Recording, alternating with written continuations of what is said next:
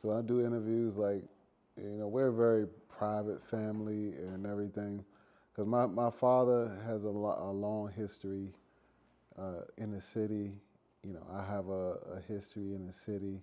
My immediate family, we have a history. So we kind of like to keep family things, kind of quiet and chill for the Mm-hmm. most part.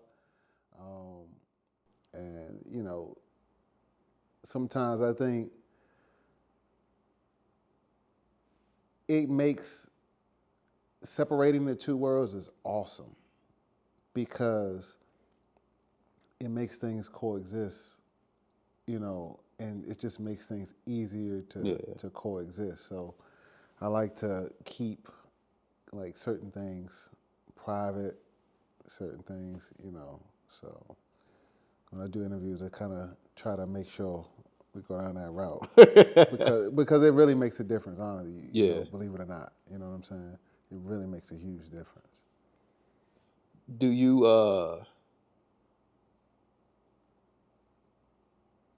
do you let have you ever let somebody into like your past, like the rough parts of your past in interviews? Yeah, yeah. But as a producer, most of the interviews are what have you done? And a lot of those aren't really in-depth interviews about who we were before. Who Yeah. was I before Judah, right? Yeah. Who was I before I started producing and all that stuff. So it's all about what you've done as Judah, you know. But 20 years, 19 years before that, I was Tim. You know what I mean? Tim. Yeah, Okay. yeah, yeah. So that's the you know it ain't about Tim. It's about Judah. What has Judah done, right? But Tim has you know a world too. You know what I mean? Have you separated those two people in your head? For sure, definitely, Did you do that out of necessity or? definitely, definitely.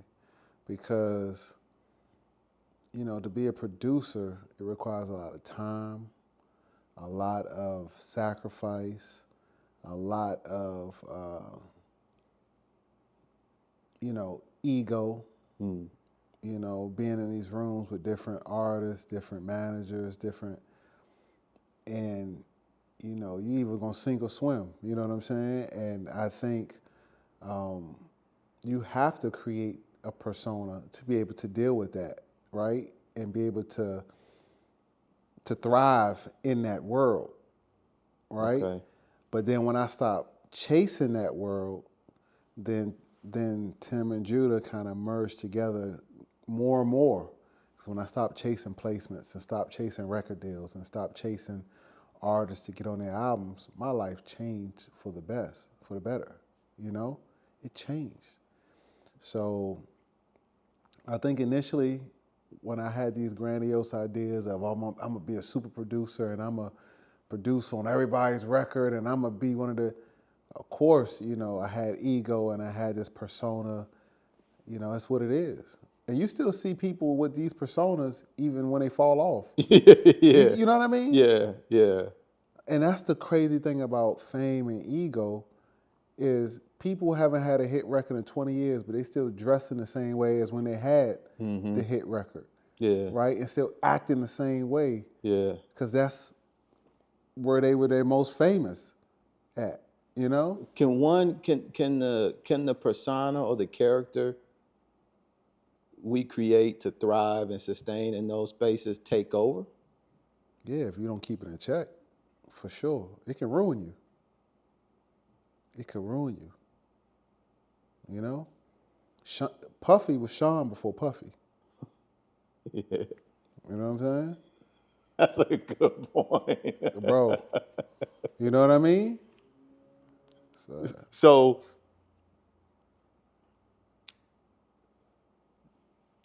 I'm gonna read something mm-hmm, that I think speaks to Judah, and you tell me where it fits and how it connects to Tim. mm-hmm. At the height of a movement, Judah's role in pushing DMV music is capital. The Washington, D.C. born and raised musician has built his stage and is constantly putting on a show. Developing as a football player in his adolescence and then going on to professional level, it was by happenstance that he realized he could make music. From the influence of a friend who produced music, the touch of the drum machine made magic, for who it now makes heads lean on an ear wanting to know, who is Judah on the beat? And why does it sound so ... question mark. Mm-hmm. So in reading that, I think that's a piece of the bio that from your website that I got. And it's so interesting that you were talking about who was the person before Judah. Mm-hmm. Where is Tim in that? Tim is the guy who, came up through the city. I love go-go, but I wasn't a go-go head. You know what I mean? I gravitated toward Rap City. Okay. You know what I mean? I gravitated towards that. And Tim is the person that, I came up through a middle class family, a family that worked hard, be honorable, be accountable, And I came up, Tim and that is, if you're going to do something, just do it. See it through. If you're going to quit, don't do it at all. Yeah. You know what I mean? So when I decided to, get into production, it was one of those things like, am I really going to do this or am I not? I like football. I played football. I wasn't as good as I thought I was. Okay. And I didn't love it as much as I thought I did, right? Especially when you go from a collegiate level to a pro level, it's a whole different ball game. Yeah. And we talking about, early 2000s too, Okay. right? Completely different ball game. And, I thought I could play on that level, but then I realized that I really wasn't that good, and I didn't have the discipline to be a professional athlete. I did it for 2 years. And, ripping and running and, tryouts, practice squad, camps. But then I was like, I don't love this like this. You know what I mean? I don't love it like that. And in college, I was messing with music. And yeah, go to Tim room. He got a 4-tracker drum machine up there. You know what I'm saying? And this is before Judah. So a lot of the brothers I played football with and built those relationships with, they know me as Tim. And that's where I began making beats in my dorm room. You know what I mean? Okay. But yeah, I realized I didn't love it. And I was like, okay, I got a degree in business. What am I gonna do? What am I gonna do with this? Right? What am I gonna do with it? And so the Tim in that is the person that is just being accountable, trying to be different, trying to be innovative, but also being consistent and seeing it through, seeing things through. Because I started on this journey, in 1999, and I never quit one day, ever. You know what I mean? Wow.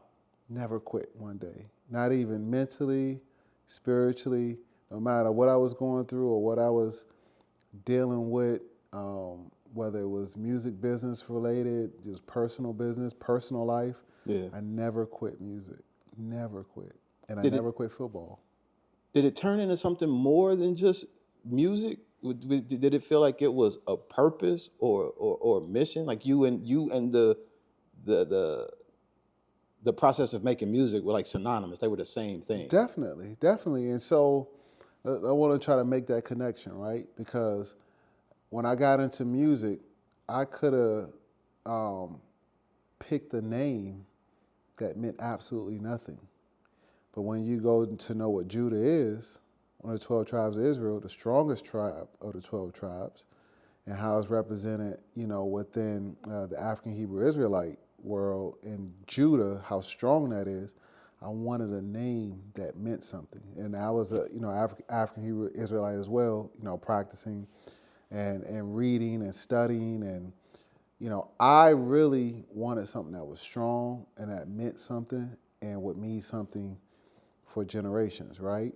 Yeah. And so that small thing as a name selection, choosing a name, meant so much, right? And I think that has transcended to now because, I'm always trying to teach, trying to encourage, and that comes out in the studio. That comes out when I love introducing people to one another. That comes out in conversations, right? And so it's those small things that grow. So I get the impression that you've got a lot of strong leadership qualities. Yeah, O- yeah, I was. My father was a leader. You know what I'm Okay. saying? I'm a leader. My father was a leader. My mother was a leader. Um, and I'm a leader now in business and in the studio. Like everything, I'm a leader, and it's naturally. And as a 45-year-old black man, I realize now it's just becoming more and more clear how many people aren't leaders, what separates leaders from people who are not leaders, critical thinking, decision making, swift decision making. You know what I mean? These are all things and that people think they have, but they don't really have it, right? And I like to think I'm a leader, and I think um, I get that from my father, from my grandfather. You know what I mean? Like they Mm-hmm. were leaders, they were managers, supervisors, leaders. And what they did. So it's a natural thing. So you've been making music for a long time, bro. A long time. If you go on like your Bandcamp, dude, it's over 40 Mm-hmm. joints. This Mm-hmm. don't even really include the work that you're doing and have done Mm-hmm. with other people. Um, do you have any parts of your journey that reflect defining moments in the journey? Yeah. So early 2000s, I was on that mission of trying to shop beats and get on everybody's album, right? And so that was the time where I used to go to New York a lot because the industry was actually in New York, right? Okay. And so I used to go to New York a lot, and this was before the cheap bus, the Chinatown bus, and all that. Like I used to drive, Yeah.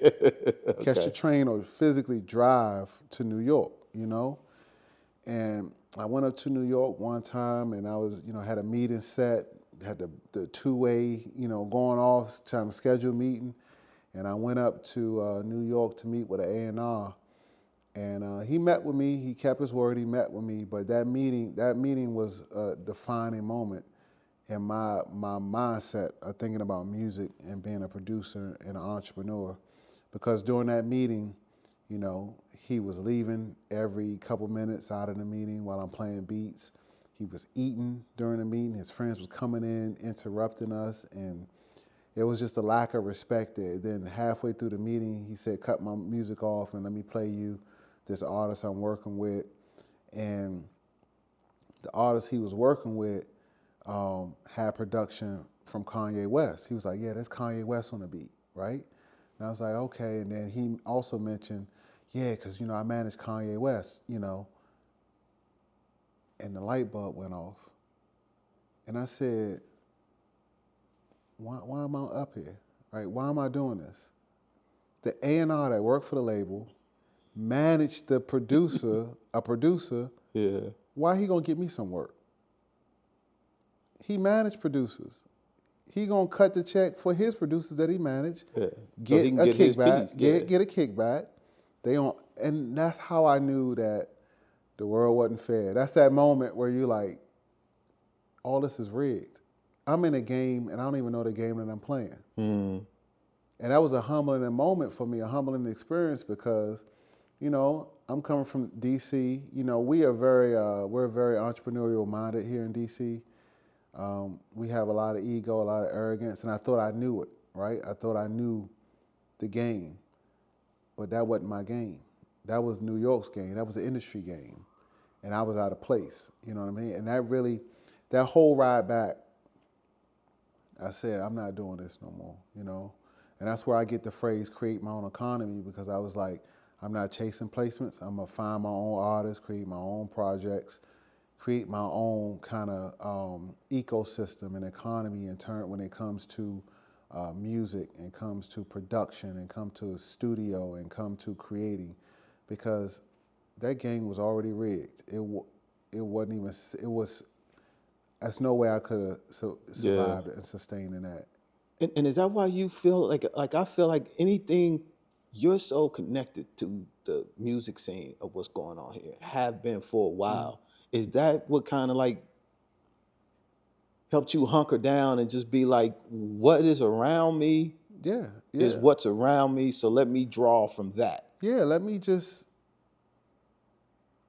me see what opportunities are, you know, around me in my community.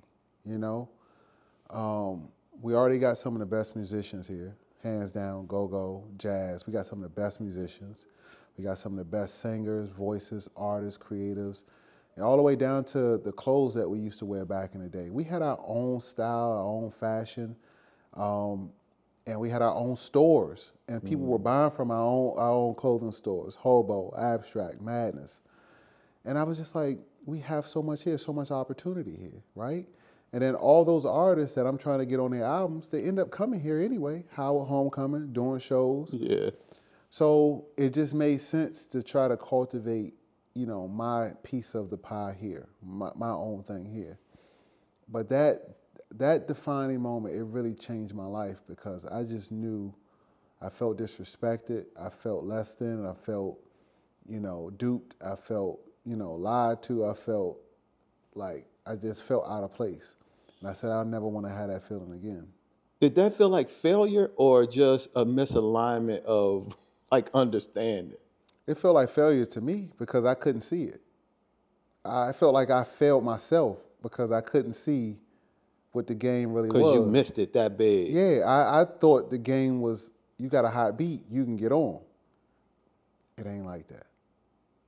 It ain't like that at all. So once you figured that out and in the ride home, you heading back, obviously you could have packed up, but just like you said before, you ain't gave up since. Hmm. How did you how did your strategy shift? I started creating my own projects, right? I started creating what I saw in New York, like mixtapes. I started creating local mixtapes. And I used to get a lot of the artists and the street labels, because we had like street labels back then, where we're talking about guys who were out in the street, they were recording music, pressing up their music on CD and selling it out the back of their cars, selling it at their shows, selling it. And so I just created a mixtape scene where I used to invite all those different street labels to my studio and record one or two tracks, produce one or two tracks, then put them all on a project, and then I would get the CD pressed up, get the artwork done, then I would wholesale it back to them. You see what I'm saying? Mm. So I So would you would do all the back end work. yeah, I would produce it, mix it, do the artwork, get the CDs pressed up, and then wholesale it to them for $2. And they would go out and sell it for 5, 10. I would put it in the mom and pop record stores, right?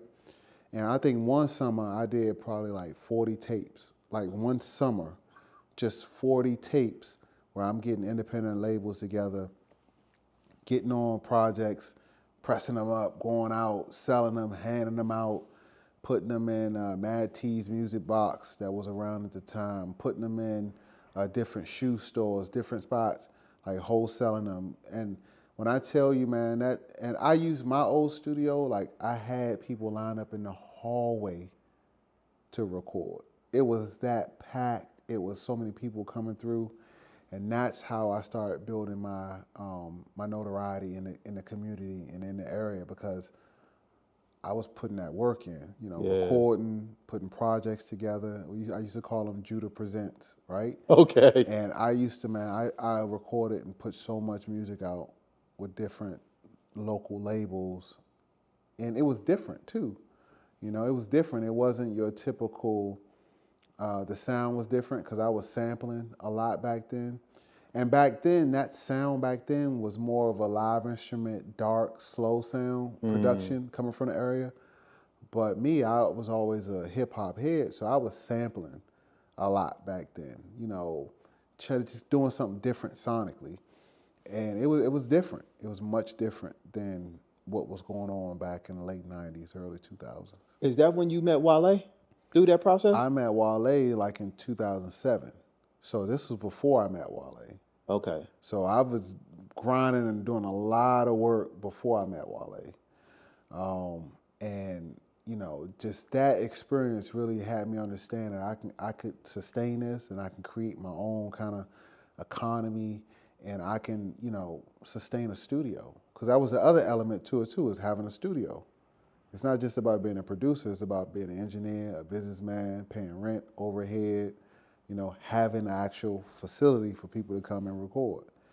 So that time period after that meeting really changed my life, because I went in full grind mode, and there was no artist that I didn't want to meet, I didn't want to get to know, or I didn't want them not to know me. They needed to know who I was. So let me ask you a question, because you're saying something, and in my mind, I'm calculating dollars. Mm-hmm. You got a studio. Where are you getting this money from? So my studio, it's a funny situation, right? Because one of the first people who even opened up his studio to me was a guy named Mac. He was a producer for a group called BWC, Baltimore Washington Committee. And I forgot how I met Mac, but Mac was such a good-hearted brother, older than me, and he was like, "Bro, you want to come by the studio? Come by." So I went by, and I used to go by there so much. And it's that when I used to go there, I used to see this guy outside, like cleaning up and everything. And he was like, "I always see you up here. What you doing? My name is John. Always see you up here." I say, "Yeah, my name is so-and-so, and I'm just up here with Mac at his studio." And I said, "I'm gonna give me a studio one day." And John said, "Oh, you make music too?" "Yeah, Mac, there's a good guy. Well, I may have a room coming up if you want to get a studio. You want to get a room up here?" And I was like, "Okay," but I didn't have no money like that. And he was like, "Well, it'll be $100 or so, but the first 2 months you can have it for free, right?" And I never forget John McIntyre. He owned the building at the time, and he kept his word. He gave me a room for free for like 2 months, and that gave me enough time to kind of figure out equipment, how to do certain things, but that kind of kick-started it off. But also too, I was charging $20 an hour, $15 an hour for studio time at that time, and so I was making money off that. And I had a little bit of football money, a little bit of money set aside, but that opportunity, meeting Mac, him opening up his studio to me, and he passed away like 3 years ago, and that really impacted me, because I went to a lot of studios, I met a lot of people, and nobody showed me as much love as Mac showed me, and he didn't have to, and he showed me my first sampling keyboard. That's how important he was to my development as a producer, and he really changed my life, because invite me out, let me sleep in the studio, show me how to work an ASR 10, show me how to work a Sonic EPS. Mac did that, and I met John through Mac, and that's why I like introducing people to one another, because you never know what's going to happen, what opportunities can come out of that. These kind of relationships that get disturbed when we don't take the time to know what it is to sing, to know how to get close to the mic again, or to get something. Singing doesn't make it happen, or maybe.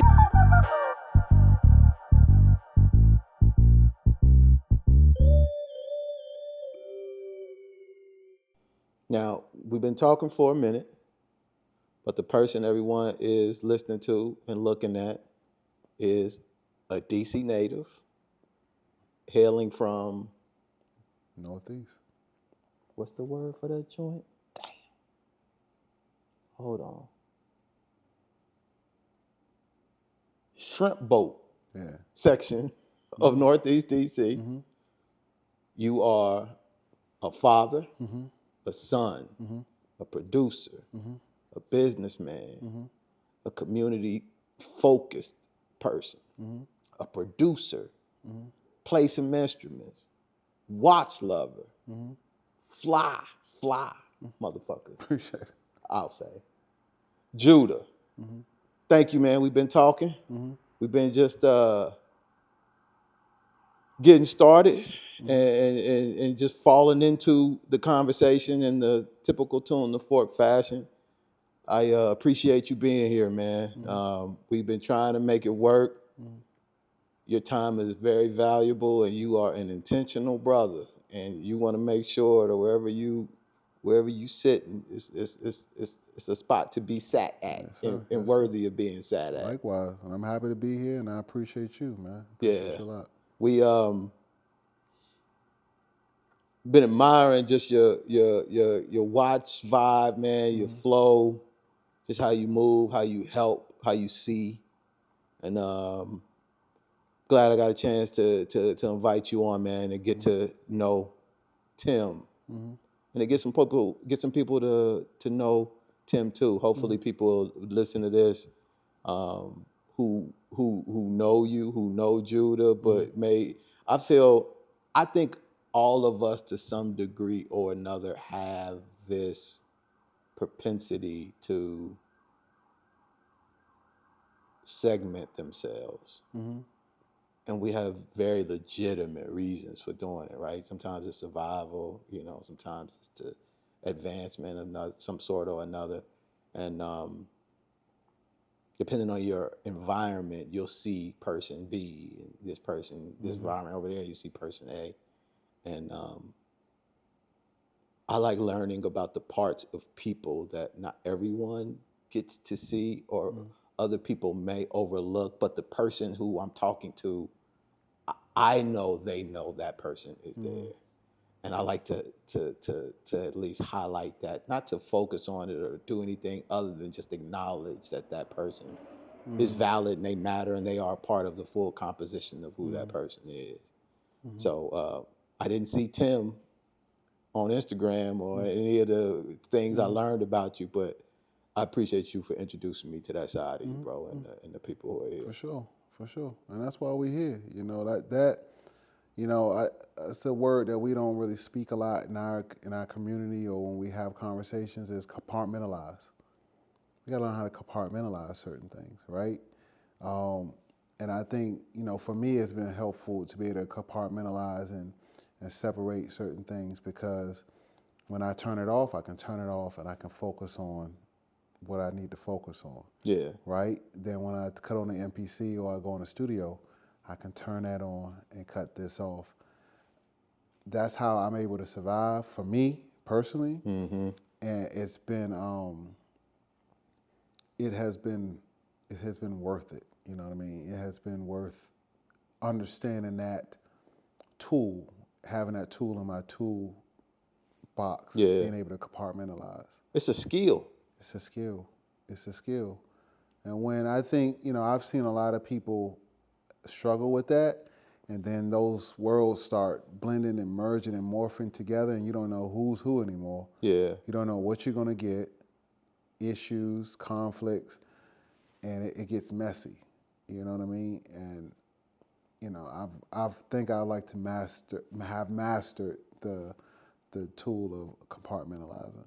So you've seen a lot of success, in my opinion, from what I've been able to observe and from what I've heard. You have a very strong reputation, bro. And I remember in Kokai's book, You Are Ketchup, that your reputation is currency. And it's like you literally, it's currency in the marketplace. And and you got a solid reputation. Even with, and to me, that's a ingredient of success that I don't think a lot of people factor in. Mm-hmm. But like for you to have had the success that you've had, from working with a bunch of different people, being successful in business, your reputation, man, is a big part of that success, in my opinion. Have you Has your view of success changed as you've gotten older, and is it starting to turn into something else? It definitely has changed. When you're younger, you think success is just being on TV, going on tour, getting on an album, doing this and that. Um, but through the years, success has changed. And it has changed when I started having conversations with other people from different walks of life. When I started having conversations with people from overseas. When I started having conversations with older people, younger people. My view of success has changed just from conversation. You get what I'm saying? Mm. Because when you talk to a guy who's 75 and raised a family, and his kids were the first ones to go to college or go to school, and he worked 40 years and made a very humble retirement and was able to retire, that puts success in a whole different light for you too, right? Then you Yeah. talk to a 34-year-old or 35 who hit it big, investing or working at a company and cashed out and sold their company. That puts success in a different light.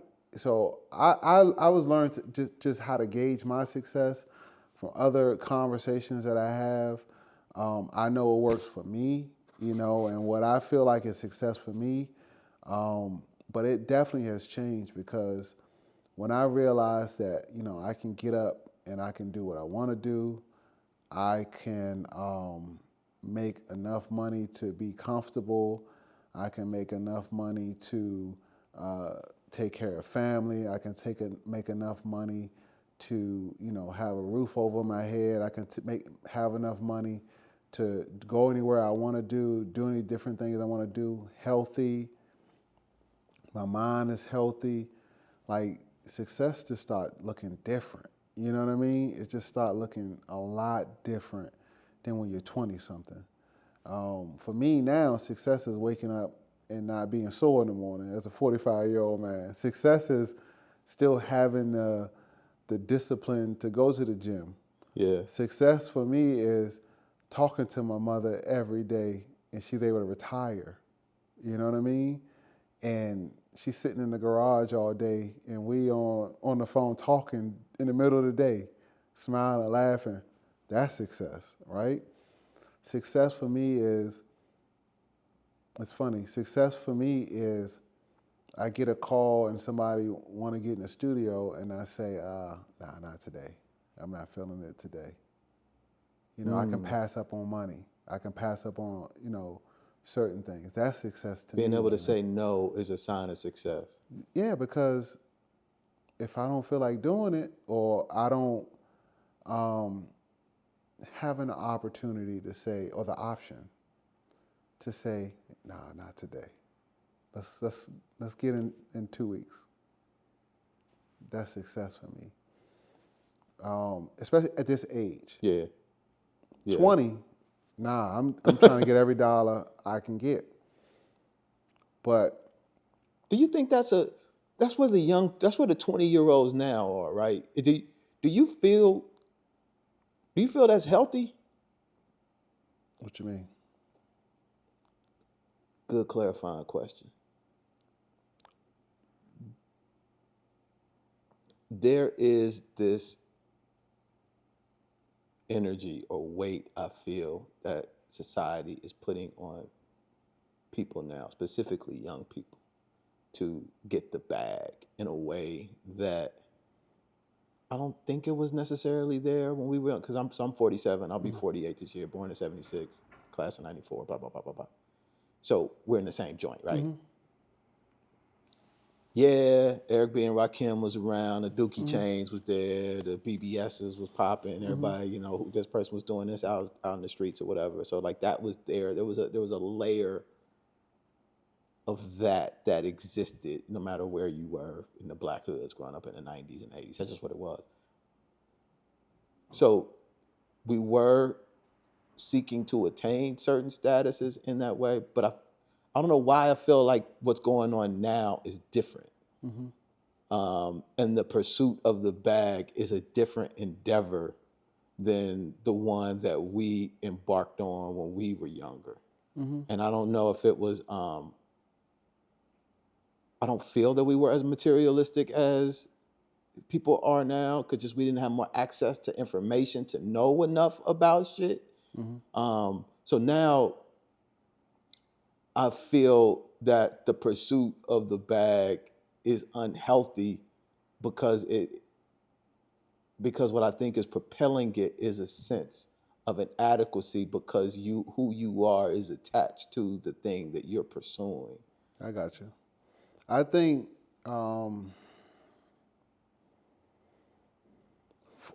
when I can think back to 96, 97, 99, early 2000s, there was a kind of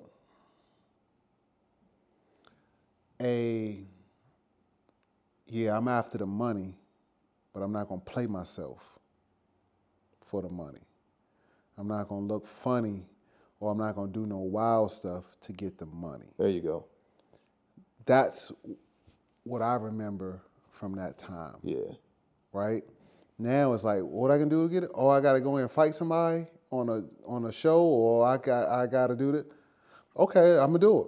But back then it was like, nah, I'm not gonna play myself, or you not gonna play me for a check. That was what I got from the late 90s, early 2000s. Yeah. You know what I'm saying? There was a level of respect, self-respect, and honor attached to getting money. Agreed. Now it's much different, you know, social media, and I don't want to go down that rabbit hole, but, you know, from that time when I was coming up and trying to do music and being around different artists, you know, I remember this situation vivid, like it was yesterday. It's very clear and vivid to me is that this one artist that I know, he was in the studio, we were in the studio, and he got a call from like MTV or something, right, to do something. And, you know, he told them no, because they were going to try to put him in a situation that he didn't want to be in. And it's MTV. Back then, MTV was much different, you know, than it is now, right?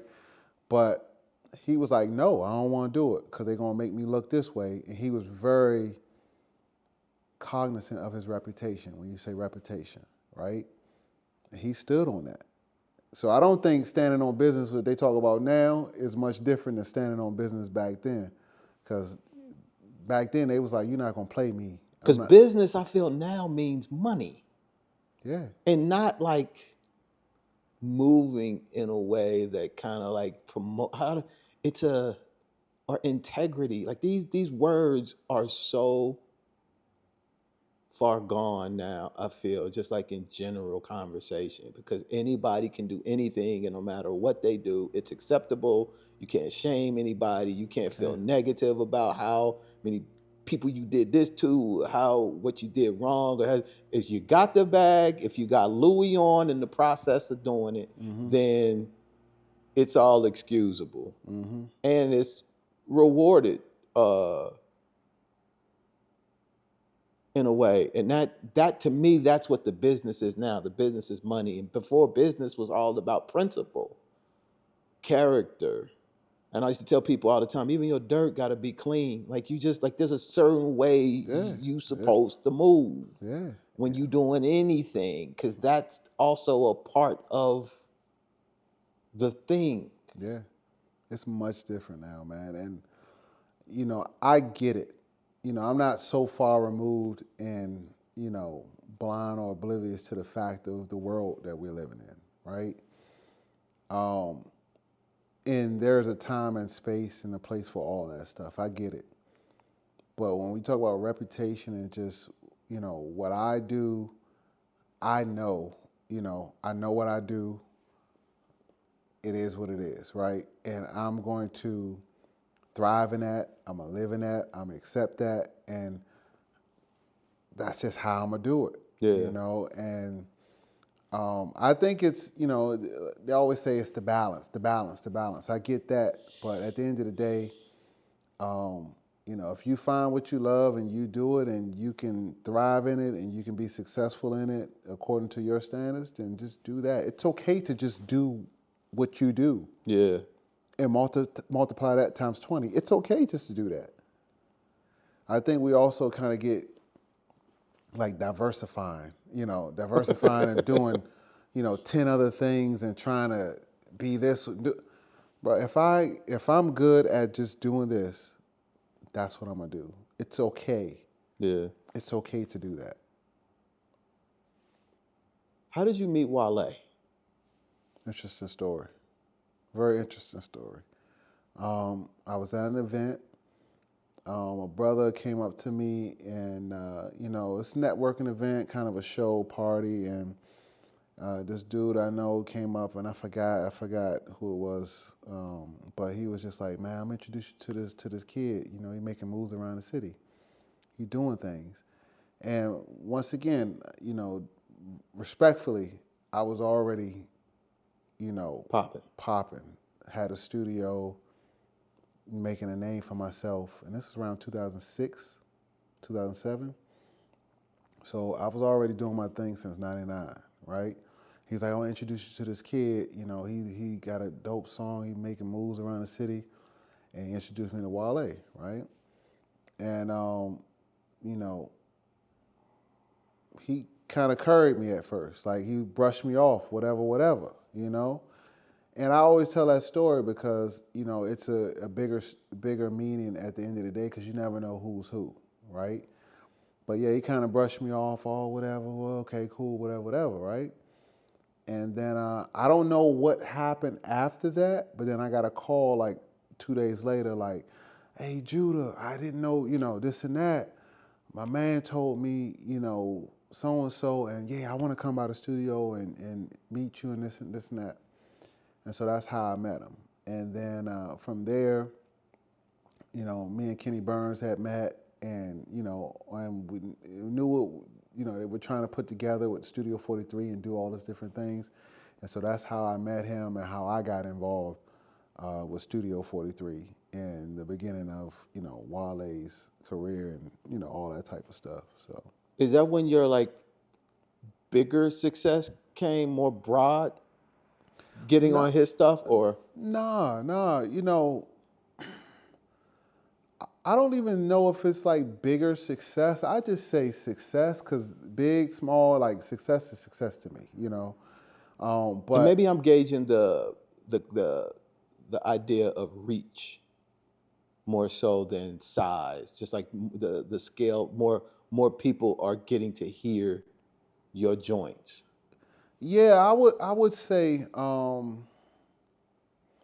mean, definitely the association, the connection, it helped, right? It helped. It was a good look, right? Um, but to be very honest with you, some of the more meaningful stuff that I've done, whether it's with Tabby Bonet, you know what I'm saying, artists like that, or when I did a remix for Rock Nation for this Jay-Z Coldplay project, right? Some of those things were a little bit bigger for me and more meaningful for me. Got you. What I took away from the Wale experience was I was able to help cultivate this young brother from my area, help him create music, help him create music, help him get his sound and get certain things that he wanted to get done creatively and help facilitate that. Gotcha. That's all I was about. Coming from football, it's about a team. You need 10 other guys to play with you, right? To help facilitate and make a play happen. And so when I came into the Studio 43 role, my thing was really I'm just doing music. mixing, mastering, production, helping make songs, turning over songs because there was so much music, so many features he was doing, so many projects he was working on, ideas. Um, is that was my role, and I always that's all I wanted to be was just in the studio, on the machines. It's in the studio, and so that's all I was really looking at.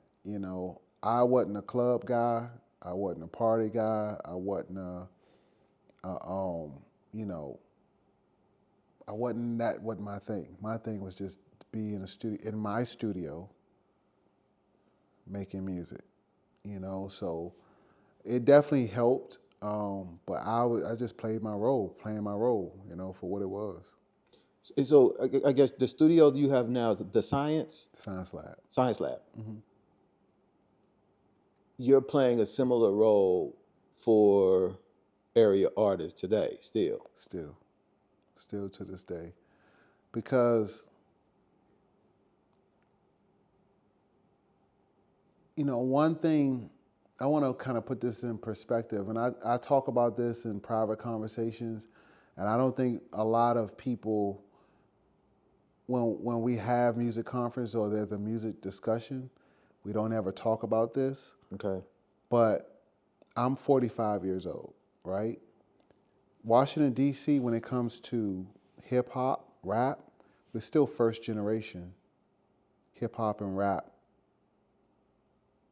producers and rappers. Yeah. We're just now starting to see our second generation with guys like Nooch, people like that, where their fathers, who are my age, I was working with their father, right? Mm-hmm. But we're still first generation everything. Yeah. We still are somewhat new to rap, to music, right? And so when I think about that, and I put that into perspective, I realize we still new to this. People don't understand, still don't get publishing, still didn't. Now in 2024, like, bro, you should know the internet Right. resources. Right. But when you really think about how far we were behind New York, LA, even Georgia, Florida, Mm-hmm. we were behind at least 20 years, honestly. So, it put things, so that's why I say, my studio, what I do with artists is, I try to get them to be the best they can be. We have conversations, very serious conversations. And a lot of times it's not even about music. It's about just being accountable, being consistent, being honest. If you don't want to do music, don't do music. Mm-hmm. Okay? Go get a trade, go to college, go get a job. Don't do music. I'm not one of those guys that gonna say, "Oh yeah, you keep doing music. Yeah, keep." If you, young brother, young sister, if you don't want to do music, don't do music. You don't have to do music to be successful today. But you might have to. Some people, back to the bag thing. They might be chasing fame, notoriety, I get it. I get it. But but that ain't music. that's not music. Might not be what's gonna get you there. Like like what artists or what people nowadays when they get into music, they think they could just record once every 2 months. Mm. You can't go to the gym once every 2 months thinking you're gonna get muscles Yeah. or thinking you're gonna lose weight. Like you really have to live and that's what I like about Atlanta. When I go down to Atlanta work, they live the lifestyle of being a rapper. They always in the studio. They're always looking for a studio to go pull up on and do a feature with somebody. They look like they live the lifestyle. But then when you think about DC, that's not our lifestyle. We're a federal city, right? You're either brought up here to work for Metro, to work for the federal government, DC government, work, at a corporation or something. Like that's our lifestyle. That's our life, our livelihood here. and it's completely different. So when I look at my life, I far exceeded my expectations because I'm first generation music producer and I'm moderately successful at what I've been doing in this area for 20 something years. And if you know anything about this area, it's very difficult to have a business here in this area for 20 something years, to be continuously doing it consistently, God, to be alive doing it. You know what I mean? Yeah, yeah. And so, you know, I far exceeded my expectations, and anybody that's still doing music that has success coming from here, I'm sure probably feel the same way because, you know, it's not in our DNA here to work in the industry. Like our people in New York, I know people my age, fathers worked at record labels. Mm-hmm. Yeah. My father worked for VA Medical Center. My boy father worked for Def Jam in the mailroom. Then moved up, was a courier and worked in the studio. Like they were already in that environment. It was a livelihood already. We're first generation. Do you think that's a big challenge? Well, why there's a feeling that DC hasn't popped yet? DC has popped. I don't care what nobody say. Like there's this misconception about DC. Like the way the industry is, the way music is, DC, Maryland, Virginia, we're successful. I look at it as us as being successful when it comes to music. We have artists that have done some great things, are on stages that we never thought. DC is in a beautiful place. And I don't want anybody to, and this is my perception, so, you know, whatever, but at the end of the day, I think DC, Maryland, Virginia is in a beautiful place when it comes to music, our impact, our contribution to music. Our contributions to music, I think it's in a good place. How well do you think how well do you think the music community supports one another in here? Just like anything, you have to find your tribe. You know, you find your tribe, you find the people that you like their music, and you support their music, right? There are little pockets in this area where they support each other. You know what I mean? And, you know, I don't think it's just a DC, Maryland thing, because it's the same way everywhere, really. You know, where people find their tribe, they support who they want to support, and they don't support who they don't want to support. Every city is the same way. Even Atlanta, everywhere you go, it's the same way. So, you know, I think support is there. I think there are more outlets and more opportunities to have shows, to support different artists, different endeavors. Like there's so many different shows around the area, the city. It is. And, you know, it's more than go-go, right? It's hip. These are hip hop shows, rap shows. It's just about what's your tribe. And that's the one thing that, you know, I've always tried to have to change the mindset is just because it's not your tribe don't mean you're not supporting it or you don't like it. It's just not what you're into. Go support the stuff that you're into, right? And that's a fair, you know, a fair view because just support what you like. And don't say that shit weak or you don't like that or it's horrible music just because that's not your tribe. That's what we got to get out of. So you made a statement when I said you made a statement that says there's this misperception that DC has, the DMV area. Where do you think that comes from, that misperception?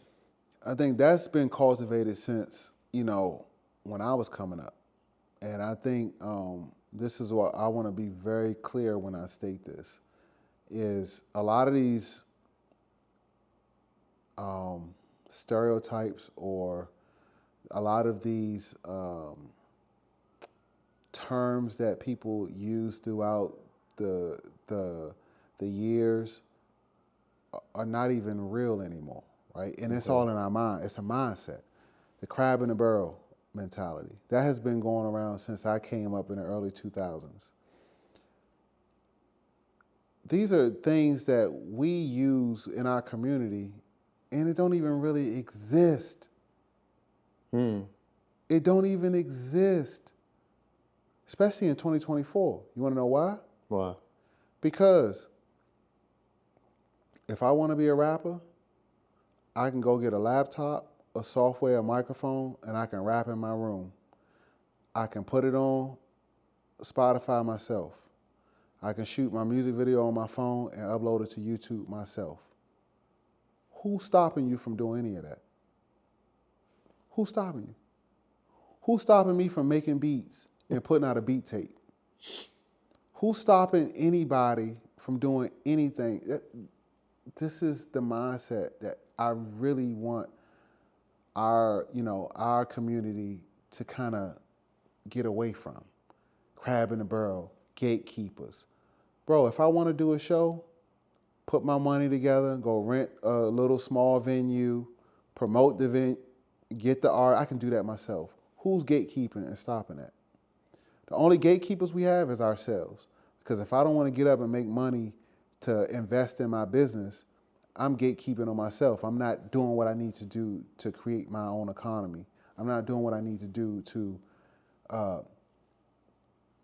invest in my goals. We're the only gatekeepers.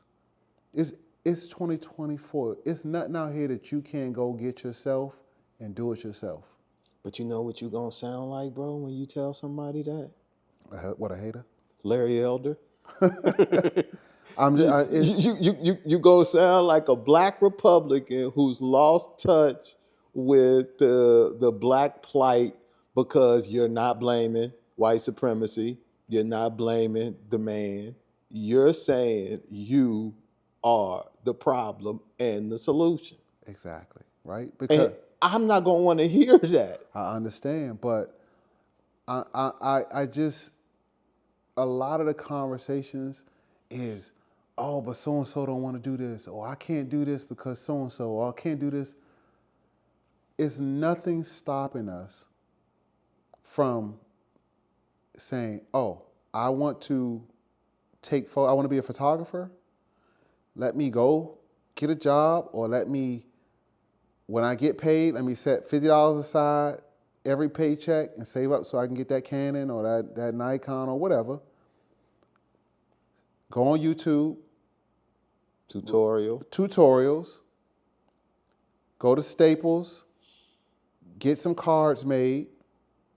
Go downtown DC. Hand out some cards to folks. I'm a photographer. Can I take some pictures? Who is stopping people from doing this? Nobody. They will sell you a camera just like they'll sell me a camera, or they'll sell anybody a camera. They'll sell anybody a laptop. You can get a free program online to record vocals. Like, nobody is stopping anyone from saying, no, you can't do this. So are we at a point as black people where we can say, stop with this victim mentality shit? I don't know if we there, bro. Because every time I hear somebody talking about why their life isn't the way they want it to be, I got 50 motherfuckers I hear them blame. Mm-hmm. And they ain't in any of those 50. Mm-hmm. And the minute I try to help that person sift through the illusions of all of that just to get to the root, because it's like the tooth, right? When you get to the root, there's a nerve at that bitch. Mm-hmm. And when you hit it, it's jarring. Mm-hmm. And to me, that represents the truth for us as people, especially black people, because I'm closer to our story and I'm closer to, our story. So when we get to the root of our story, you're only left with the self.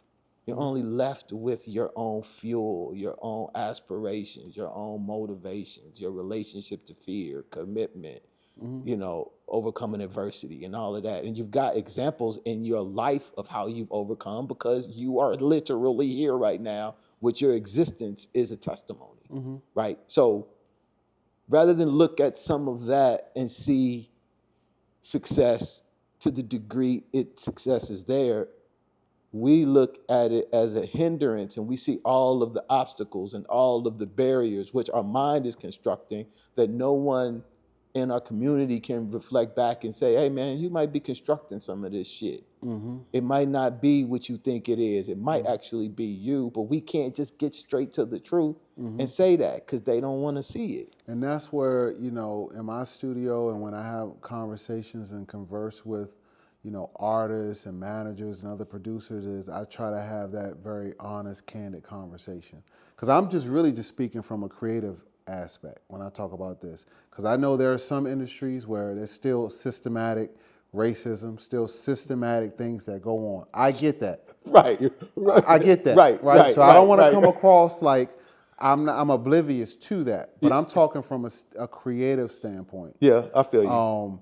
Because, you know, at the end of the day, you know, I think, you know, as someone who, like I say, first generation doing this, I put my own money up, you know what I mean, to get my first studio. Of course, I had John McIntyre who gave me a studio, but I still had to pay rent after that, right? Who invested in equipment myself, right? Nobody stopped me from investing in equipment.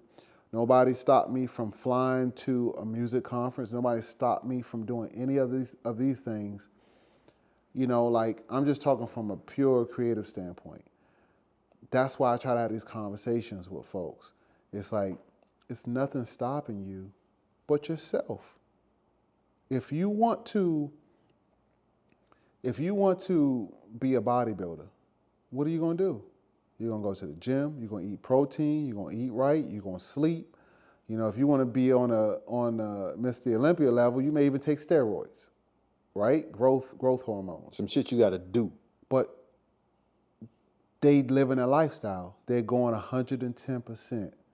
You can't say, oh, I want to be a superstar, record once every 2 months, and then say, oh, nah, gatekeepers, people holding me back.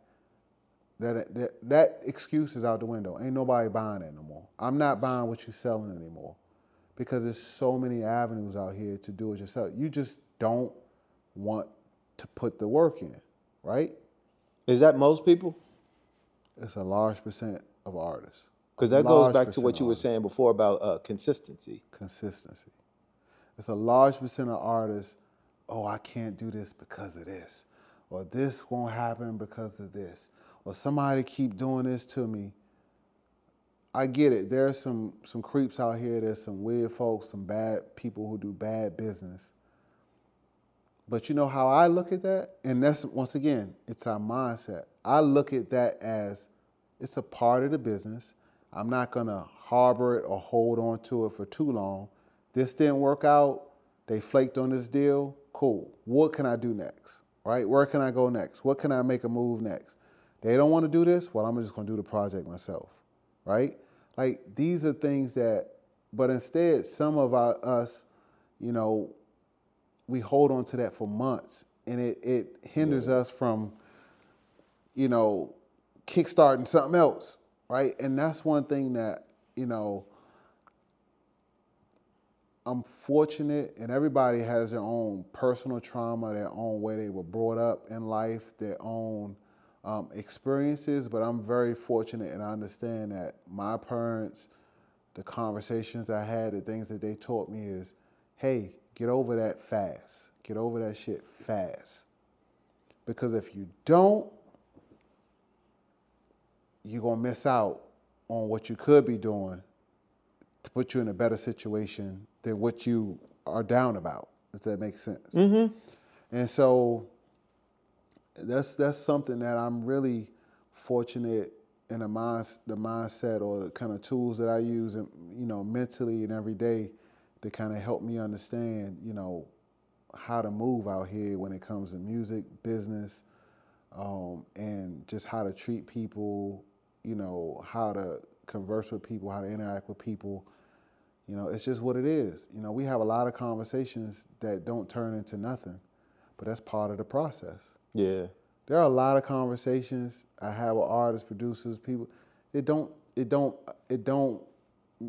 end up doing anything, but at least we had a conversation. Yeah. And I walk away from that being more informed, understanding the person, getting to know the person a little bit more, some experiences from that conversation, and I keep that in my mental Rolodex or my mental hard drive for a future conversation.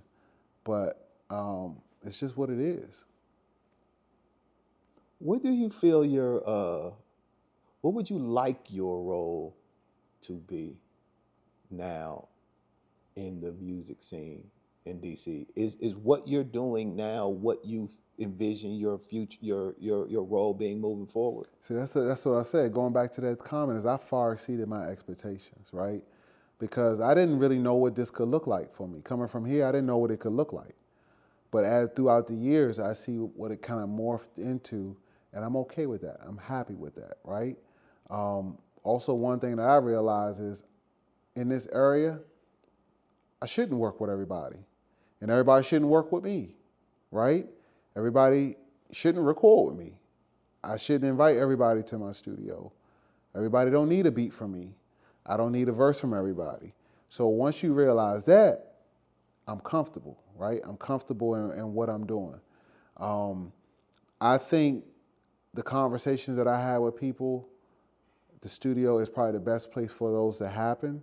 I speak at conferences. I have these different, engagements, but those conversations are better had in the studio, and I can encourage people while we're creating, while we're making music, to, hey, you're onto something here. Just keep going. Create your own economy. Be smarter, do this, try to look out for this, and it comes across better, right? But I think, I think I'm right where I should be, where I need to be. I always tell people, I wanted a career. I love a lot of producers, a lot of super producers, from your, Dr. Dre's, Pete Rock's, Primo, all these different producers. I love them, right? But when I think about my career and what I've done, I've always wanted a career like Alchemist, opposed to a Kanye West. You get what I'm saying? Yeah, break that down for me. I'm familiar with his Right. with his journey, but what pieces are sticking out for you? So when I say I always wanted a career like Alchemist, his career spanned decades, right? He's worked with Mobb Deep all the way up to Jay-Z, all these different artists, Eminem, all the way to Kendrick, to different artists, right? But he is so low-key, so chill. So, hey, I want to do a beat tape, I'm going to do a beat tape. I want to work on an EP with this artist, I'm going to work on an EP with this artist. Yeah. I want to DJ, I'm going to go DJ this. I'm going to go do a tour overseas. I want to go, my studio is here, you want to come to my studio and we work on a project together. I always wanted a career, if I had to envision anything, I always wanted that kind of career. Like right? freedom. It represents freedom in a way. Yeah. Right? Because if I didn't want to do it, we're not going to do it, right? And when you think about it, as you understand, the music business and production, he's probably more wealthier, more mentally healthier than, unfortunately, Kanye West, or you know what I'm saying? Like, and he's got genuine connections with people that they look like there's love there. Yeah, and that's what I just wanted that kind of career, opposed to, I want to be in the spotlight, I want to be on the record, I want to be flashy and famous. I just wanted to do the music that I wanted to do with the artists I want to do it with, create my own platforms, because I'm going to find a way to monetize it. But I just wanted to do what I want to do, and if I didn't want to do something for a month, I didn't have to do it for a month. Opposed to somebody saying, no, you're going to do this. Yeah. So like I said, I far exceeded my expectations. I always wanted a career like Alchemist, opposed to, a Kanye West. Speaking of Kanye, I heard you say in one of your interviews that because they asked you if you could work with anybody, who would you want to work with, and you said Kanye. Would you still would that still be your answer? Yeah, from a creative standpoint, because I've had the opportunity to be in the studio and be around him a few times way back in early 2000s when he was working on The Fix with Scarface. Okay. And this was, college dropout. Yeah, pre. Yeah. And so when I met him that time, um, it was a way different interaction opposed to when I met him at South by Southwest. Ran into him again at South by Southwest with Amber Rose in 2009, 2010. It was a much different interaction. And um, creatively, I liked the way that he thought about samples. I liked the equipment that he used. He used the MPC 2000 and the ASR 10 at that time. Okay. And I liked just the way he thought about music. And one thing that he does so awesome is the collaboration with other producers and other artists and writers. And I think that's phenomenal because he's bringing. If I can't get my drums like Pete Rock, let me fly you out here and come. You know what I'm saying? My kick drum is not hitting. Hey, Timbaland, can you do like that is what I love about what he did and what he's doing with his music, right? He has this community approach to music production and to just making music that I love, you know? And so when I say collaborate, and it probably never happened in terms of calling me up for my sound, but at the end of the day, if there was someone that I could get in the studio with and add and contribute something to whatever they're working on, it would be in that kind of setting, right? And it may not make the final cut, but to see that process and that collaborative process of putting the album together, I think would be phenomenal. You know what I mean? Yeah. And I think that's what I take away from his genius is that community approach to making music. I feel like a large part of like you talked about living the rap. Like when you go down to Atlanta, the rappers are living. You're living like your version of who you want to be. And that's being reflected in the music, what you spend your time on, the communities you build and develop. I got people who are in the music industry, and they talk about how all the work they want to do moving forward is going to be like in collaboration with other people. Like the idea of just sitting and doing some music or whatever by yourself is just like, just feels different. And they're at a point in their life where that energy and that community and reflecting that in sound is just where they want to spend the rest of their time. But the rest of their energy and what they do with their time is reflective of that. And I think a large part of success, man, for me is I want to integrate all of those people that I have. The compartmentalization is exhausting. It has been for a while. And I think a part of the integration is accepting that whatever is in there is okay, and then just using that fact to show up in my daily life and my interactions and time. A part of what you want to spend your time doing is connecting with things that keep time. And that's watches. And how that is such a big part of what you focus on, like in terms of your day. Yeah, you got beats, but watches are a thing. We talked about the importance of watches timepieces in a business meeting when you go in, how they say so many things depending on what you choose.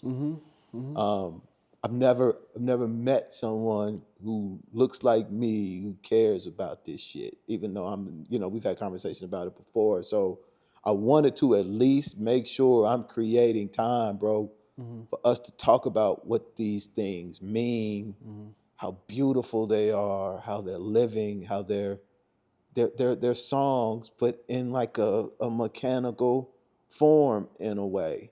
And when did you start getting into watches?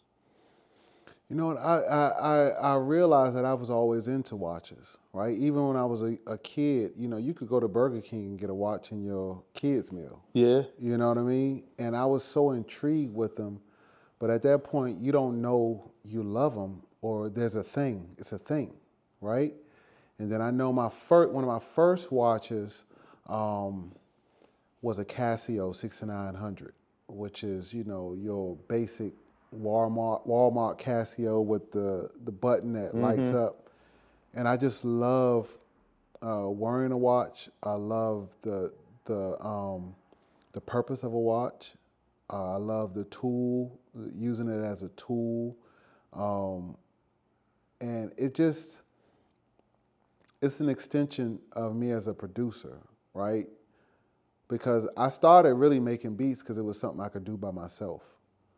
I could just have a drum machine, some records, and I could sit there all day and just do that by myself, right? And then learning the different intricacies of the machine and why they put the button here, and if I hit these two buttons at the same time, what's going to happen? Or if I put the record right here, what's going to happen? Or if I chop it up like this and play it like this, what's going to happen? And so it's just the sonic architecture of music production, the building blocks, the different things that you need. And then I realized that that's what watches are. It's different components, different building blocks in a watch to make it run and make it accurate, right? And it's just an extension of being a producer, an engineer, learning plugins, learning programs. I'm not a car guy, so, it's just like music and watches, hardware, MPC, and a watch. They're kind of related in some way. And so I bought when I was young, I had watches here and there. But then, as I got older, I didn't know it was a whole community, because coming from the community I come from, it's not something that is talked about in the community. You don't know it exists in our community. You know it exists by way of music videos and lyrics. I got my Rollie on, I got this, and that. Even back in 2000s, they were talking about Jacob the Jeweler and Rolex back then. But I didn't know it was a community. Yeah. I didn't know it was a thing. It's a subculture, like for real. A subculture, right? And started researching. I had the money, and I said, well, I'm going to treat myself. I think I deserve it, right? I deserve, for everything that I've been doing all this time, I deserve a nice, quality, luxury timepiece. And that just sparked this whole thing of mine, right? And then to take it a step further is, there's a whole community out here that have meetups and they have get-togethers, and it's not many that look like me, right? And so, and this is once again another indication or mindset shift is, if I want to get into watches, I have to go where they're talking about watches, and I'm going to be uncomfortable. And nobody probably going to talk to me. Yeah. They're going to look at me weird, but I'm willing to do that because I'm interested, and nobody's going to stop me from buying a Rolex or buying a Seiko, nobody's going to stop me, and nobody's going to stop me from assimilating or inserting myself in this community. You think I'm going to say, oh, gatekeeper or a crab in a barrel is going to stop? No. So I'm going to research. I'm going to go out here and I'm going to go to the meetups and I'm going to look awkward, but it's okay. And if I see somebody who, is willing to talk to me about the watch they have on, I'm going to talk. So these are the kind of things that, and this is new for me, because I got to be uncomfortable. Yeah. And some of us will be like, nah, fuck that. I ain't going. But I can't do that. So how long you been collecting, bro? I've been collecting probably about 15 years. Okay. 15 years. Now important questions, bro. Mm-hmm. You was rocking this Casio 6900 when you was a kid? When I was a kid, a teenager. I wore watches in high school. So Longines, Whitnauer, and Bolivar. That's what me and my boys was rocking. So I did all the Fossil watches. Okay. I did the Nixon at the time. Okay. And Casio, Seiko. I had all those watches, but at that time you don't know that the level of quality. All you're looking at is just the aesthetics. Yeah. How they look. They call them fashion watches. Yeah. Yeah. And you don't know you don't know the quality of the components. But then when I started actually doing the research and reading about sapphire crystals and in-house movements and the different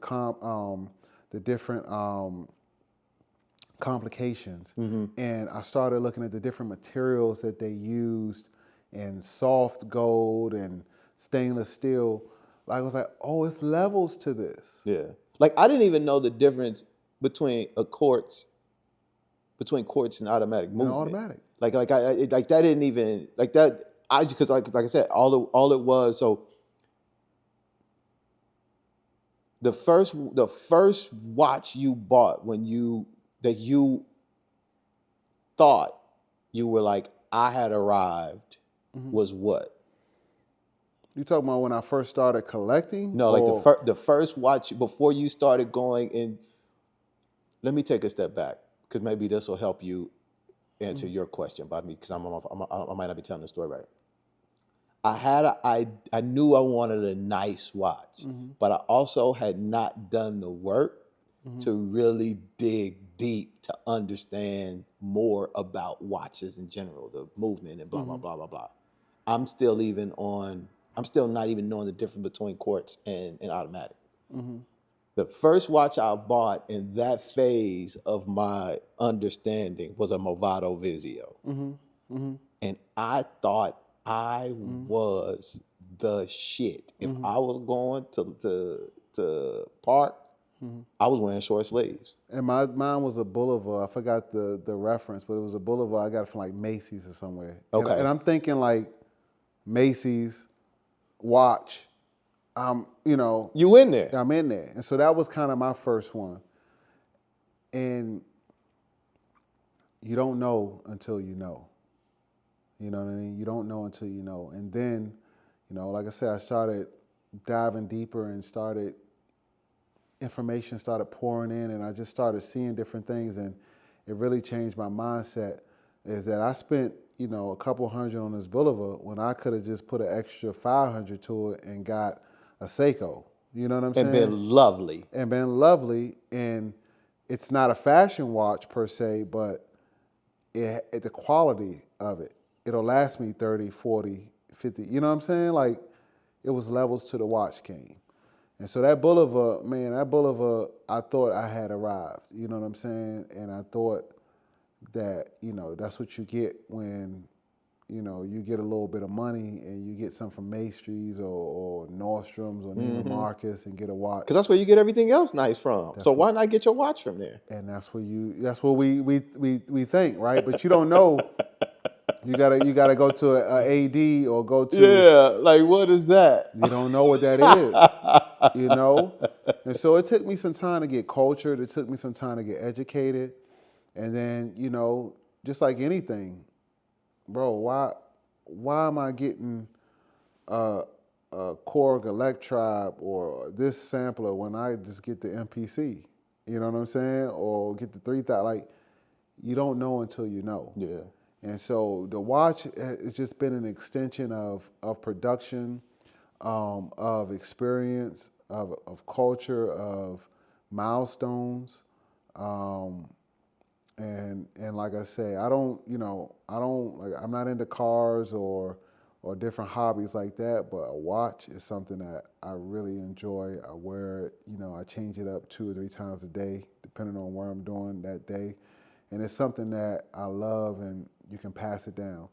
And not to mention, to mention that it's also, um, you know, you get the right watch, it's a good investment. Mm.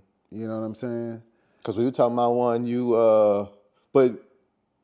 but you don't sell your joint, so I don't resell. I'm not a reseller. I'm not one of those guys like a sneaker reseller. I was into sneakers too, and so that's like an extension of watches and me music too. production. I'm done with that shit now, though. Yeah, and so it just and you can get a watch, you can pass it down, or you could resell it, and depending on the watch and how well you keep it up, it's a good investment. You never lose money on the right watch. What's your favorite complication? A chronograph. Chronograph. I love chronographs. I love chronographs.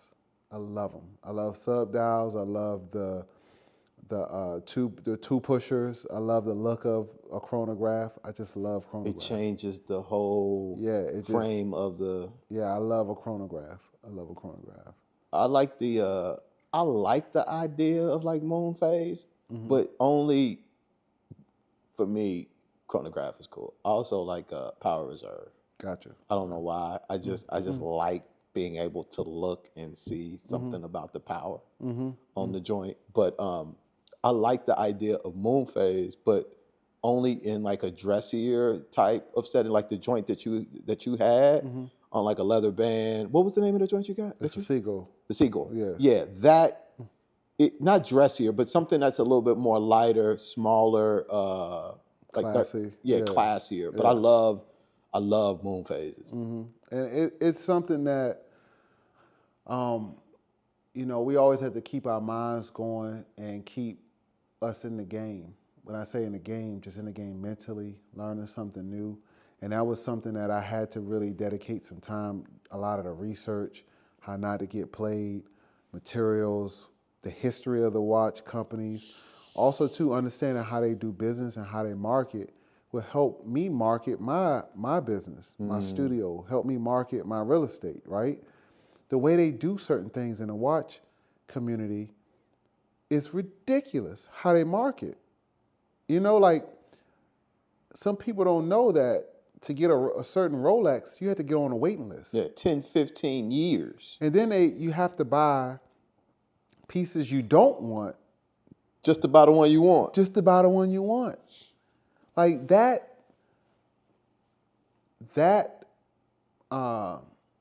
process or marketing process or just buy-in to a brand is phenomenal to me. Yeah. Whether it's right or wrong or just straight, just wow. Like, it's phenomenal, the business model that they have.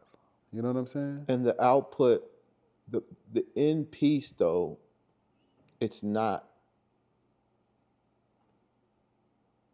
like there's a justification in the process. It's like, how much do you charge for a beat? What are you paying for with that beat? And this is something like me and my homeboys talk about with like our art. How much do you charge for painting? How much do you charge? And it's like knowing the price of everything and the value of nothing. It's what you say is worth. It's what you say is worth. And the story you can tell behind why it's worth what it's worth. And when you listen to Rolex, a part of their story is their heritage, is the craftsmanship, is their dedication to detail and perfection. How long it's going to last. How long it's going to last. And there is a cost to that. To connecting with that story is going to cost you. And if you keep it right, keep it up, it never depreciates. It goes up, which is depending on the piece. If you depending on the piece, depending on the watch, and so that is just that whole everything you just said is just it's intriguing to me. It's intriguing to me of how it works, how the system works, how the process works, and it's family and how they do their business. Their business model, and it's one that should be studied so we can gain some understanding of what we do in our own business. What's your grill? Man, I'm probably wearing it right now. Okay. The Panda, you know what I'm saying? The Daytona. I honestly, I don't look at it like grills. For me, it's not really grills. It's just like what I like, what I want. I do want a Vacheron. I do want a Vacheron. Some of those things are very hard to find. Like a gold joint? Overseas, Vacheron overseas. They're very difficult to get, and you got to be very careful. But it's just, I mean, I don't think anything is unattainable. You know what I mean? It's just what am I getting it for? What's the milestone, or what am I celebrating? What am I? And I like to practice one in, one out. So if I get something, I'm gonna sell it, pass it down or sell it. In the watch community, and at least from where I sit, I like to gift watches. So if it's something that I don't wear a lot and get a lot of wrist time, I'll gift it to someone that I know has a very sharp eye for aesthetics, art, take care of things, dress nice, or I gift them a watch. You know what I'm saying? And it may not be a Rolex. It's something from my collection that I just don't wear anymore. Yeah. A couple $100, maybe $1,000, and I'm like, okay, that's not why we're here. If I'm not wearing it, and I see, and I know you, and you've been working hard, or you focus, or you doing something, I'm gonna gift that to you, right? And then one in, one out. So I think that's very important too, because in our community we tend to hold on to stuff. We don't want to give nothing to nobody, and I think just from where I sit, I think I want to change that, just for me personally, because 40 watches and I'm only wearing 20 of them, and battery's dead or like put a battery in it and gift it to somebody who don't have a watch and will appreciate it and wear it. Why not do that? What are the top three ones in your collection that are closest to your heart? I mean, I would say this. I would say my Tag Heuer, because I got that in Jamaica. Which one? Tag Heuer Monaco. I went to Jamaica. I got that in Rose Hall, and that was my first time in Jamaica. What color is the face? It's blue. The blue chronograph? dial, chrono, and it's on a navy blue strap. Did you like that 69? The Monaco 69 where it flips over and it's digital on the other side? I don't like that. I like that for some reason back then. This is the quintessential Monaco, Le Mans, Steve McQueen, Monaco.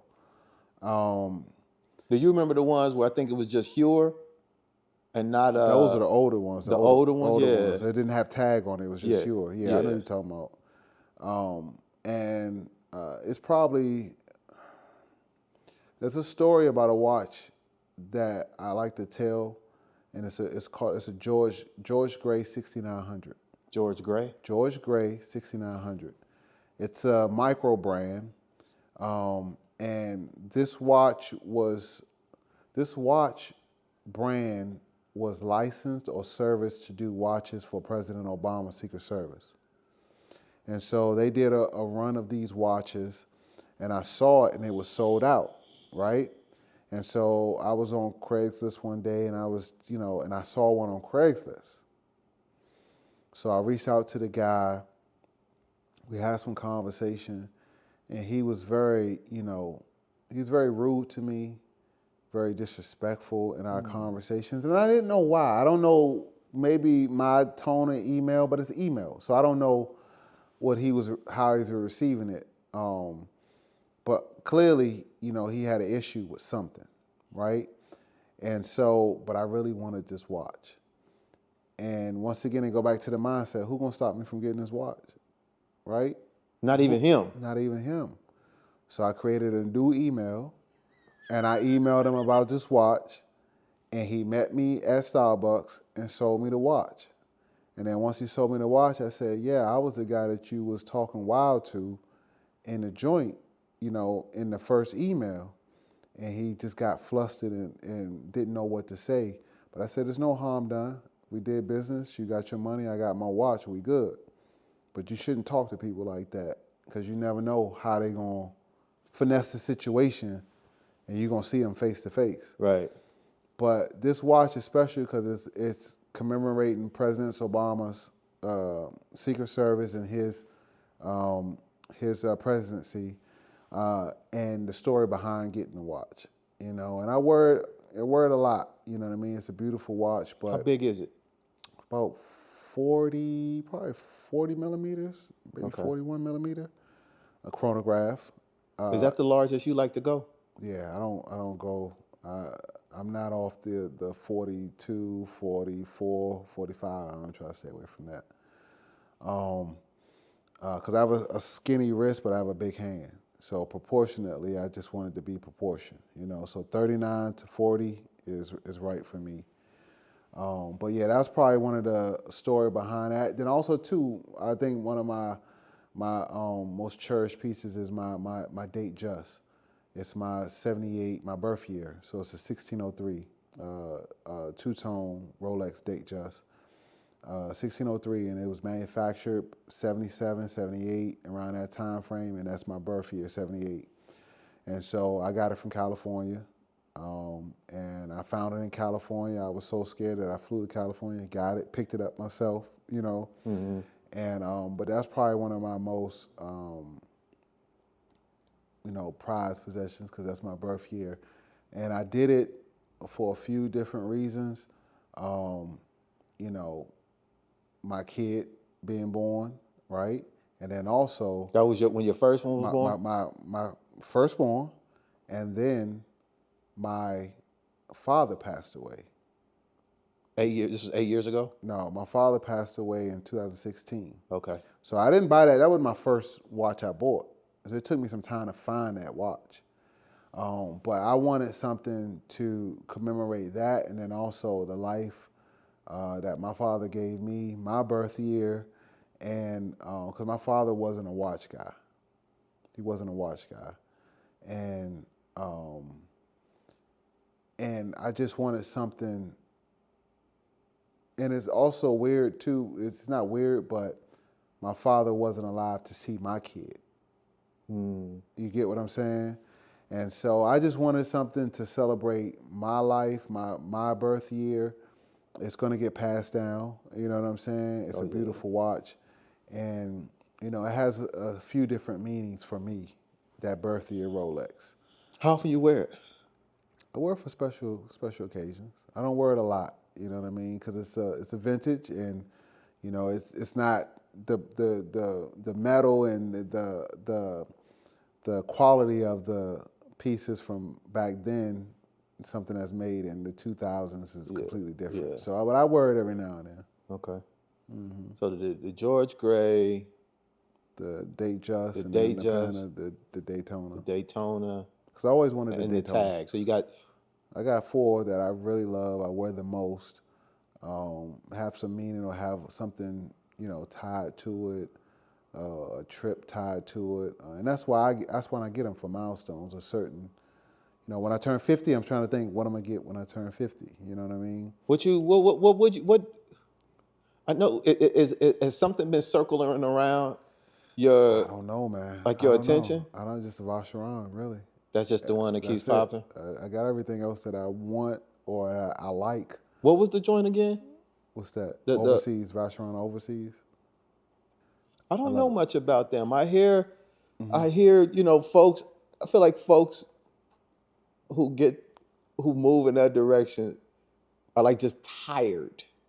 Like they've exhausted all of the other pieces, and like there's like the second stage of the watch game that you unlock, or the second level or whatever, because there are like all these other ones, but there's so many other pieces that you can get from the typical watch houses.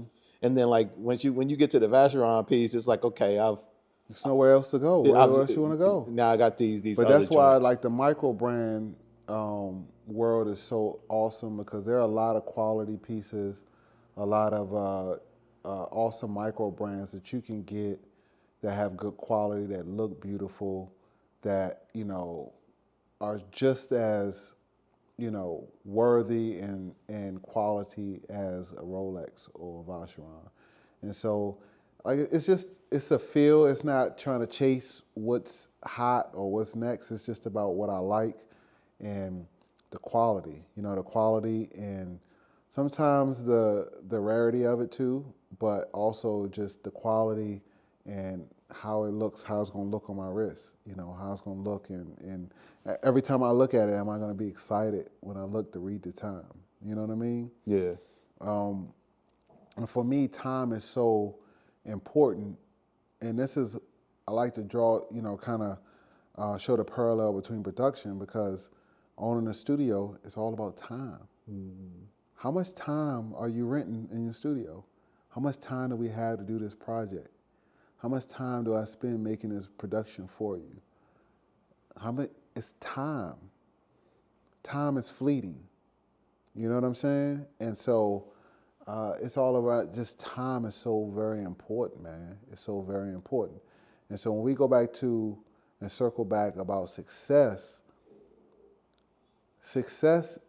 to me is being 45 and managing my time to the point where I have more time to just do what I want to do, opposed to spending time on stuff that I have to do or somebody told me to do.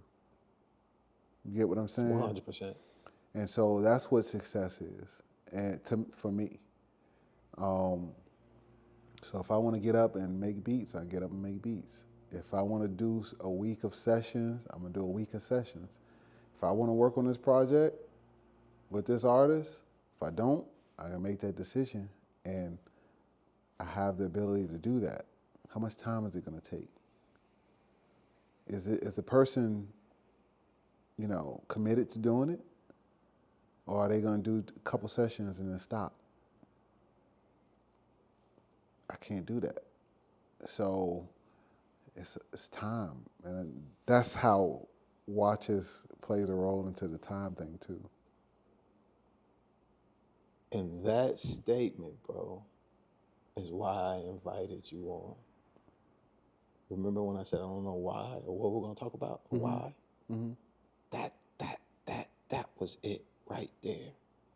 And I wanted to thank you for that. Because it literally, I was admiring you without understanding what I was admiring until this conversation. And what I was admiring that I didn't know I was admiring was the life that you created and the freedom that I felt in what I observed you doing. And you might use money to buy that freedom, to give you more time to do what it is that you want to do. But that is what I was looking at. And it was coming through these familiar cues for me, like the watch, or like, your aesthetic, and, just like the frames, like just even your aura, who you're talking to, who you're helping, who you're promoting, or whose next project is coming out. Like all of these things that I am observing you participate in, that you're spending your time doing, was like to amplify this person that you feel that you are. And I didn't know that that's what I was admiring. And I appreciate you for doing what you had to do to create that for yourself. Because to the point that you making, bro, everybody has the ability to create that for themselves. Everybody. And like I said, I know certain traumas, certain issues, family situations, job situations, all different for everybody, right? But if we could just build our mindset up in our mind and our internal dedication and fortitude to say, you know what? I'm going to change about how I look at certain things. I need to change my mindset, right? Change my mindset on, is this person trying to carry me, or are they telling me something that I need to look at within myself and not get emotional with them and try to fight them, but internalize it, think about it, and say, hey, you know what? I'm going to do something different. Like, that's what it's our mindset. And when I have conversations with people, through these different conversations about creative, making money off our art, which is a big conversation with Spotify and all these different, it's like, okay, well, if you don't want to go the Spotify route, what is stopping you from selling directly to a consumer? Nothing. Oh, but people can easily find me on Spotify. True. But people can easily go to your website too, download it directly to their phone, and play it whenever they want to. Because if they say no more Spotify and cut it off, then what? So what is stopping people from going directly to the consumer? Nothing.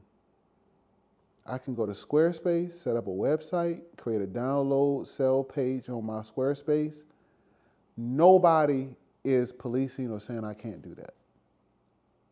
It just takes us as individuals to say, I'm going to do that today. Right? And some of us just think, oh, well, it's easier for me just to go through DistroKid and get them to distribute it to Spotify, and then I got a link and everybody can find me on Spotify. But you ain't getting paid for that. You ain't getting paid. And that's one of my, for the past, I've been taught preaching independence since I started, right? After that trip to New York, I've been preaching independence. But I'm in overdrive now because I was really starting to question artists and producers. Do they want to make money from music, or do they just want to be famous? Right? I really started questioning that because some of the conversations, I really don't think people want to make money off their music. They just want to be famous or to be social media famous, and they don't really care about making money off the music. And if that's what you're going for, at least be honest about that and be, intentional and say, nah, I ain't trying to make no money. I just like making songs, putting them on IG and doing videos on stories. I would respect that more than saying, oh, nah, I'm trying to make money off my music. At least your moves would make sense. Right. But then if you know anything about business and the model, the way that the digital platforms are set up, it's going to be very difficult for you to make a living wage, a living off of a DSP. So what are we talking about here? When you can go out here, set up your own website, your own downloadable files, sell your album for 10, and if you sell 1,000, you'll make more than you would ever make on a streaming. So in that's a year, 2 years. Yeah, so that's all I'm saying is, what are we talking about here? I'd rather y'all just say, I don't want to make money off music, opposed to faking like you want to make money, but still using. And I think I don't think anyone would ever say no to that. But I don't think anyone would say that they would rather make money. I just think they downplay the allure of fame and try to act like, it's cool to not care. You know what I mean? So like if you would say, hey, I want to be famous. People used to say that back in the day. You know what I mean? Kevin Hart or somebody may say, oh, I want everybody to know who I am. You know, now it's kind of just, it's corny to say that. So I'd rather just say, oh, I'm just out here doing me. And, you know, but when everybody ain't looking, you looking to see how many people like something that you did. You thinking about what kind of wild shit you can post online because you're trying to get eyes. Now the currency is attention. And so you want those eyes, but you don't want to say you do at the same time. And that's a mindset, right? That's a mindset. That's something that, you know, I'm not a psychologist. I'm not any of that, and I'm just trying to understand what's the real conversation? What are we really talking about, right? Because if we talk about gatekeepers, these DSPs are the real gatekeepers. Because they could tell you, they told you, if you don't get a certain amount of spins, we ain't paying you. That's a real gatekeeper. And even now, what they're doing is they're taking people's music off the platforms. If they feel like you getting too many plays or you got fake plays, they'll take your music off the platforms and don't even have to tell you why. You want to talk about a real gatekeeper, and those people that do that are not in our community. Not at all. They're not in our community. Ain't never been, ain't never gone. They're not a part of our community. So that's when we start doing that in our own, crab in a barrel and gatekeepers. Nah, you need to look outside of our community if you really want to know what's going on.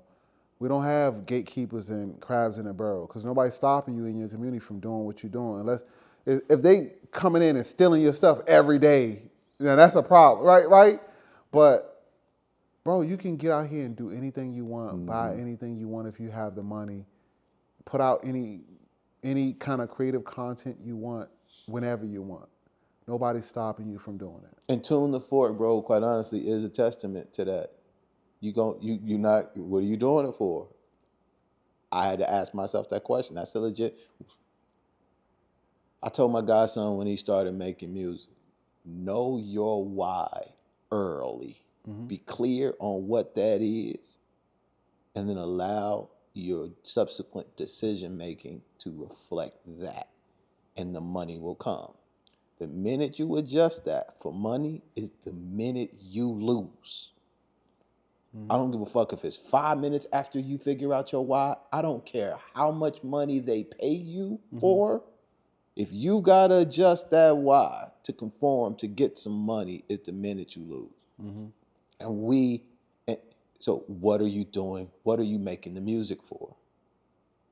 It will do, and that answer, what you do subsequent to answering that question will reflect the answer. And some of us don't want to be honest about that. So, but your work doesn't lie. Like the decisions that you make subsequent to answering the questions don't lie. Because to your point, then if I get on here and say, I really just want to have connections, I don't care how many people watch, and then 6 months later I'm complaining that don't nobody watch it, then motherfucker, I just lied about my why. Lie to yourself. I lied to myself. Lie to yourself. Because I honestly do care. Now, what I've learned in this process is, I said I didn't care in the beginning, and then once you start doing it, and you don't get the reaction that you anticipated, your why starts cracking, and you really because what you think the why is, sometimes you won't know until you start doing it. And it was getting tested. My why was getting tested, but I had to keep moving in spite of that. Yep. Because it will figure itself out.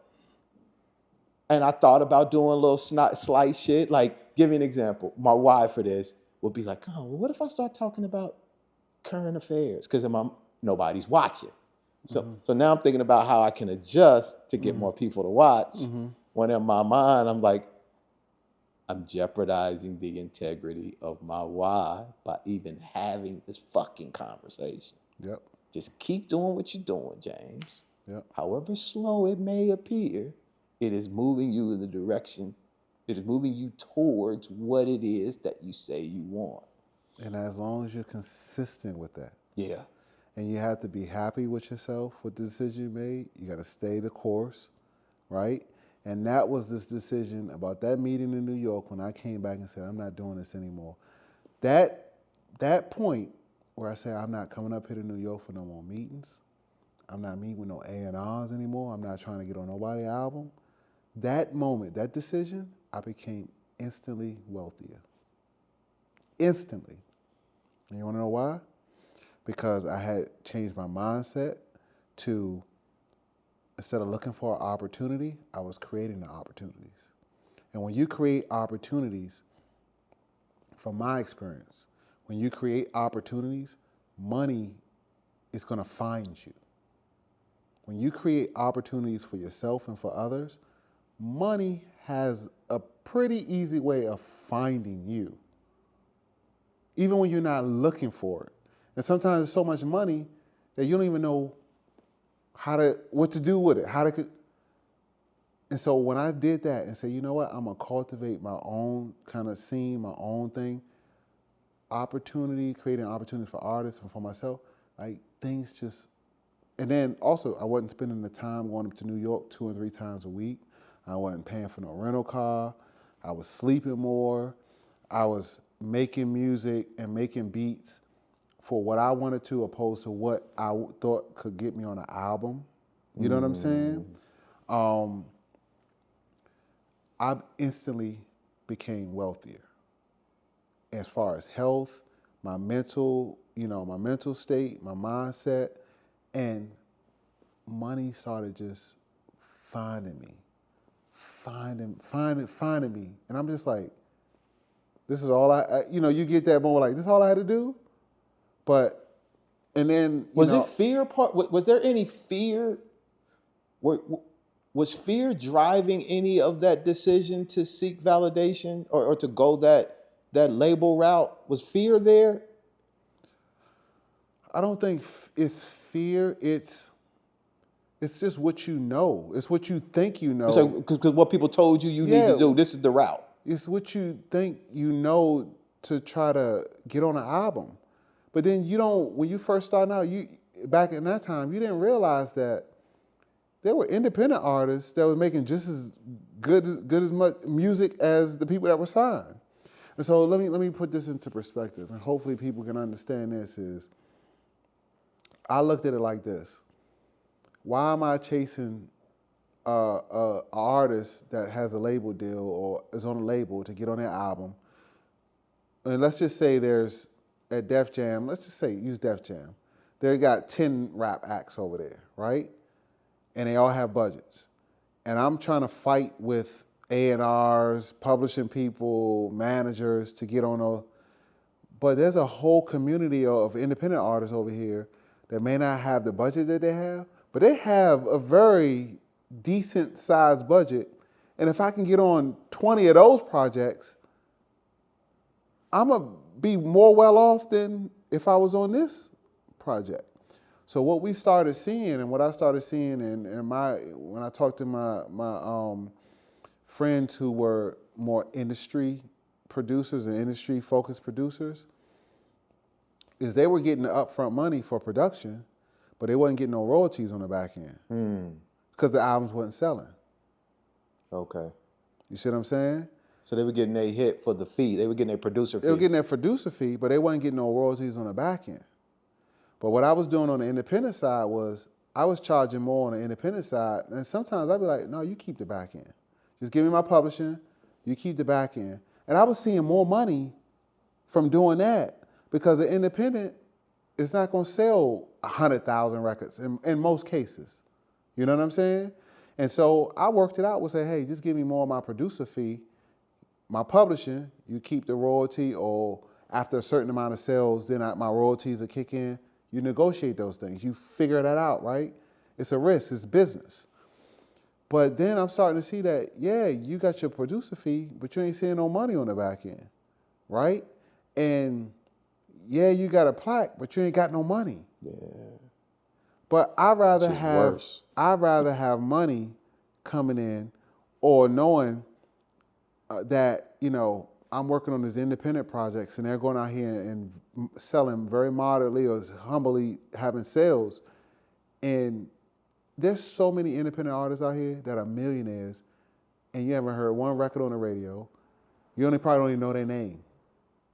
But there are some very wealthy independent artists out here and they selling, you know, 20, 30,000 to their fan base. You get what I'm saying? Yeah. And I realized, you know, shortly after that that meeting and doing the Studio 43 thing is that, you know, I was built for independent music. I was built for that world. And that's what I'm gonna focus on. That's what's been good to me. And I mentally, physically, it's a better system for me. You know what I mean? And, you know, like I have fun doing it. You can create what you want to create when you want to create it. It's appreciated more. You know what I mean? And I made that decision, man, and that really changed my life because I when I was going to the labels and trying to be at all the industry events, I was physically getting sick. Like I wasn't sleeping. My mental was messed up. Health-wise, my health was going down. I wasn't sleeping, wasn't eating properly. I'm trying to fly here, travel here. You know, people just disrespecting me, you know, because I'm trying to play beats, and I wasn't built for that. Yeah. You know what I mean? Yeah. And, you know, that decision, like I say, made me the wealthiest person because I instantly got healthier, my mindset changed. There was fear that it was going to take a little bit longer, but I'm okay with that. As long as I'm consistent, it's going to work out. And then when I just started seeing opportunities and money come in from different ways, oh, you want to do this remix? Or, oh, you want to do this one-off project with me over in UK? Or, oh, you want to do this EP with me? Or you want to do this full album? And, you know, I got this amount of money for you to produce a full album. And, you know what I'm saying? Like, it's just, things start happening. But it was the mindset shift, and I had to make that conscious decision. What do you want your legacy to be? Or do you even care about that? I don't care about that. I just, honestly, man, it's just, Judah was an honest guy. He cared about the music, you know. He always showed up. He was consistent, you know. Yeah, he was honest.